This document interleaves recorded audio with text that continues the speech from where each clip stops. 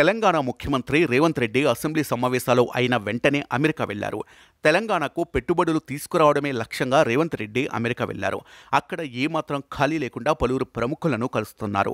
అయితే రేవంత్ రెడ్డి ప్లాన్ ఏంటి, ఆయన పర్యటన ఎలా జరుగుతుంది అనేది ఆసక్తిగా మారింది. రేవంత్ అమెరికా టూర్ ఎలా జరుగుతుందో ఇప్పుడు చూద్దాం.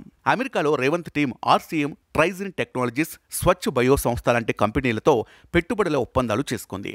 న్యూయార్క్ పర్యటన తర్వాత వాషింగ్టన్ చేరుకున్న సీఎం రేవంత్ టీం ప్రపంచ బ్యాంక్ అధ్యక్షుడితో సమావేశమైంది. మూసీ కారిడార్ అభివృద్ధి కోసం ప్రపంచ బ్యాంక్ సాయం కోరింది.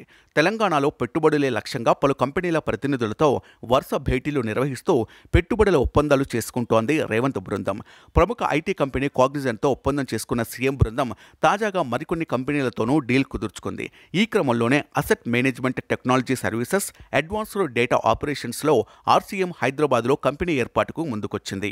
ఆర్సీఎం సీఈఓ గౌరవ్ సూరి, ఇతర ప్రజా ప్రతినిధులతో సీఎం రేవంత్ బృందం జరిపిన చర్చల్లో కంపెనీ ఏర్పాటు ఒప్పందం కుదిరింది. అమెరికా వెలుపల తొలిసారి హైదరాబాద్లో కంపెనీ చేయబోతున్నట్లు ఆర్సీఎం వెల్లడించింది.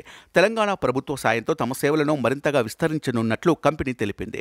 గొప్ప టాలెంట్ ఫోర్స్, సహజసిద్ధ లొకేషన్, స్కిల్స్ కలిగిన ఎంప్లాయీస్ అందుబాటులో ఉండటంతో హైదరాబాద్లో డేటా సొల్యూషన్ సర్వీసులను అభివృద్ధి చేస్తున్నామన్నారు ఆర్సీఎం సీఈఓ గౌరవ్ సూరి.